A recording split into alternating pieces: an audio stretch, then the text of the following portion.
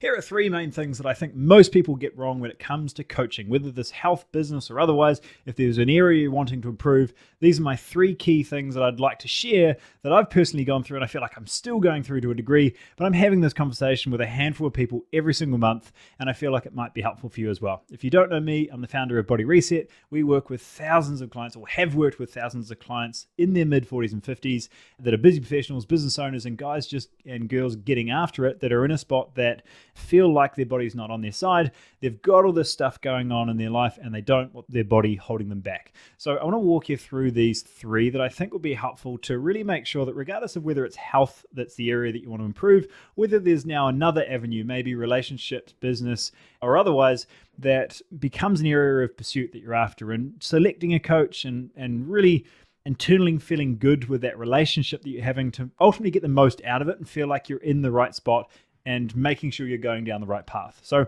where I want to start is more of a personal story about where I got started and potentially what were the main challenges along the way. So for me, I started off in the personal training space when I started in the health industry overall.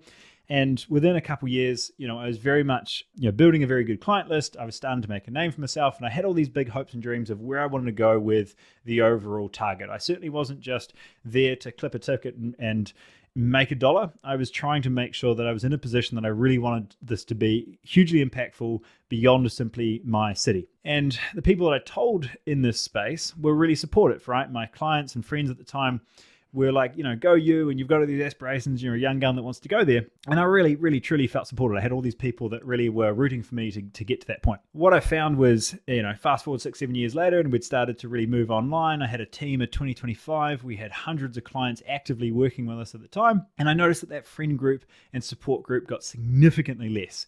I noticed that I was down to really, truly one or two really good friends that I could actually rely on.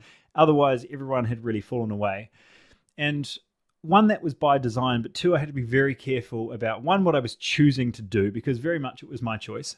And two, what do they then listen to, and how did I protect my mindset if this was the path I really wanted to go down? And if this is not where you want to go, still hold with me, because I don't need this to be you as well, but it's an extreme option of generally the pursuit of getting better.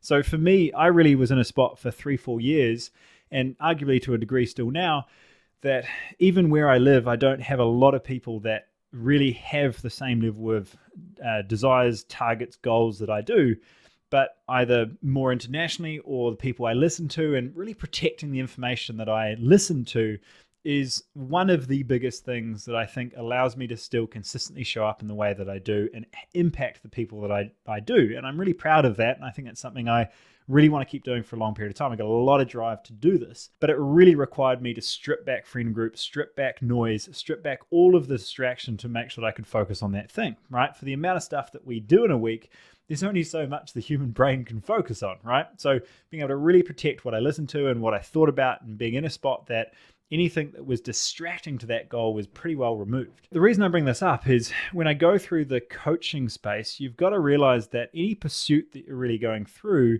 and the more progress you make, the further you go with it, the quieter it gets, right? The higher up the mountain, the harder it is to breathe, right? The less people are up there. And I think being able to have a realization of that is really important when you're trying to improve yourself in any way. If it's just trying to lose 5 or 10 kilos, if it's trying to get your business off the ground, if it's trying to really just improve an area of your life, you will notice that there's some relationships that have friction. There's some friend groups that are unhelpful. And, we do a lot of small group discussions, and I think it's a lot more powerful than simply one-on-one coaches. It's the ability to surround yourself with, a handful of people that are on the same path as you.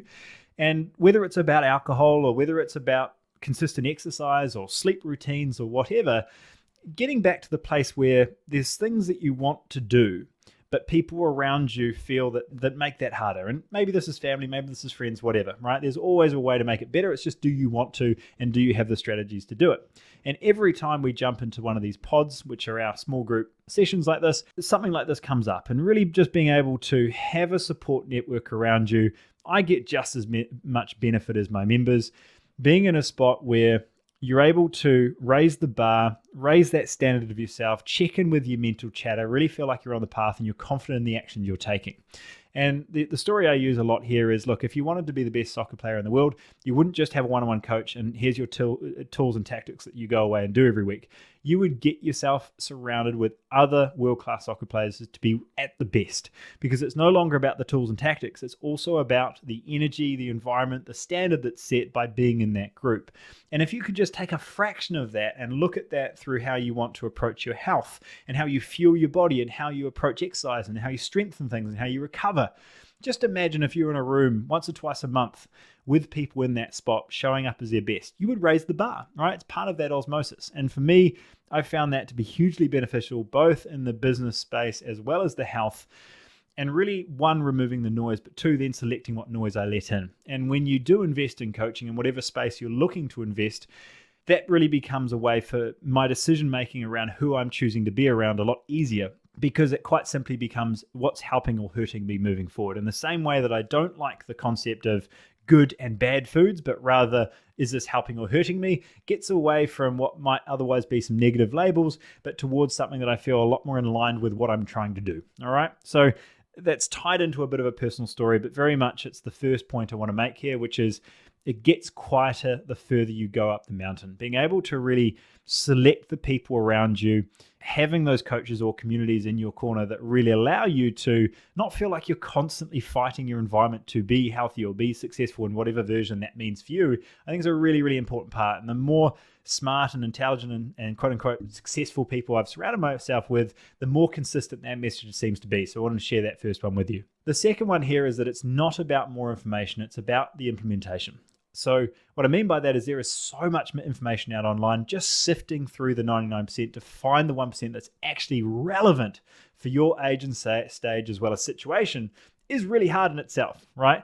So really being able to sift that down, one of the biggest value drivers for a lot of people in our community is, look, I just know that I'm focusing on the right stuff because I don't have to sift through all of this distracting and conflicting, confusing information to know what to focus on, right? So I think that's a really good next step is, what's it costing you sifting through all of the stuff, not knowing what to do, not knowing what to focus on, and instead knowing that you're following a true and tried path that really becomes something that's a lot more in line with what you're trying to do. And I think a nice filter for that is, who's someone that's done what you've done before and also helped others.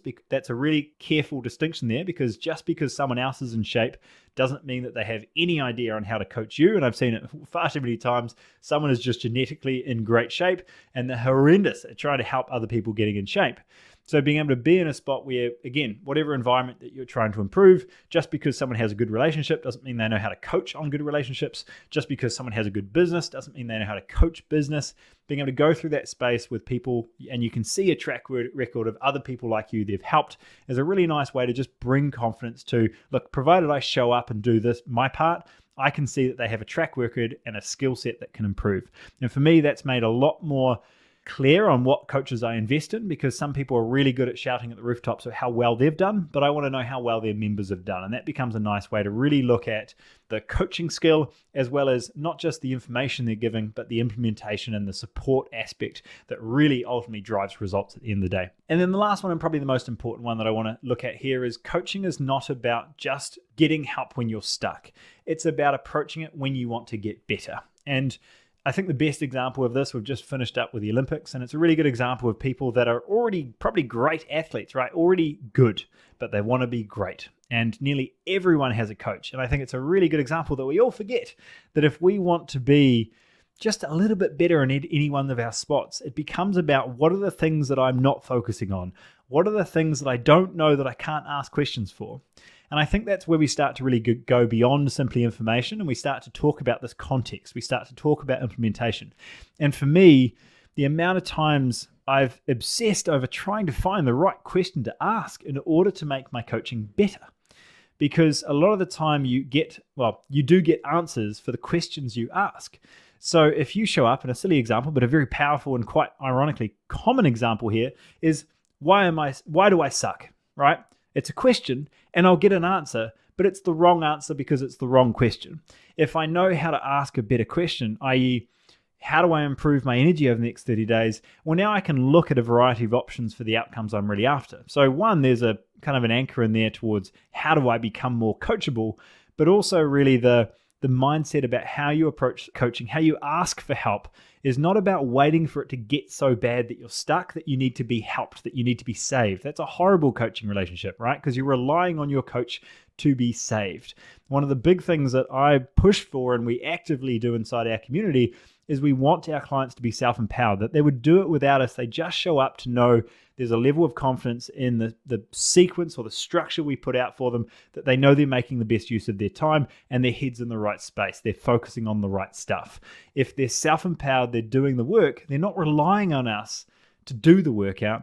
They are simply knowing that when they do the workout, they're getting the best out of it, right? And that's a significant difference in how you approach coaching. And I think a lot of people struggle to start coaching because they're worried of becoming self-reliant on that coach rather than feeling self-empowered and what difference that might make. And for me personally, I don't rely on anyone for motivation. I rely on many people for implementation and for structure and feeling like I'm focusing on the right things, but I don't focus on them for motivation, right? And I think that's a really, really big shift in the coaching space, that if you can harness, you get so much more out of anything you invest in. And one of the big themes I want to finish this talk on is the understanding that, after spending hundreds of thousands on coaches over the years in both health and fitness as well as business, is I've had good and I've had bad coaches, but I can quite confidently say that I've had value out of every single one of those programs, not because the coach was good, but because I was willing to be coached and I was willing to implement, right? So there were programs that I got a lot more out of than others, but I got something out of every single one, right? And I think there's a concern with people that say, well, nothing works, right? And I've worked with all of these coaches and nothing works. Well, then it's you, because you're the only consistent variable there, right? Or not variable, but fixed. So being able to be in a spot where really checking yourself about how you show up to coaching relationships really gives you a lot more confidence that, look, regardless of how this goes, I have a part to play. And I think that in itself might just be the key part that's allowed me to be so bullish on investing in coaching, because I know I have a part to play in this relationship and I know I'm going to get something out of it, right? I'm going to get my money's worth some way, because I'm going to show up, I'm going to ask the questions, I'm going to implement the stuff, and I'm going to get the most out of it. So really where we started here was the three main issues with coaching that I think we all get wrong, three areas or questions or components of coaching that I think we could really improve. And hopefully this gets you thinking about it a bit more. Again, not a huge push to join Body Reset, but if health is the space you're working with and you are a busy professional or business owner in your mid-40s and 50s, I don't think I've seen nearly the amount of results, let alone testimonials, as we have inside of our community. If that's your space, it might be worth a chat. But regardless of whether that's relationships, business, or health, being able to use those principles to be a more coachable human and get more out of the programs you're either currently in or the programs you're looking to join, I hope they serve you well. They've served me well, and we'll see you on the next one. See you guys. Bye.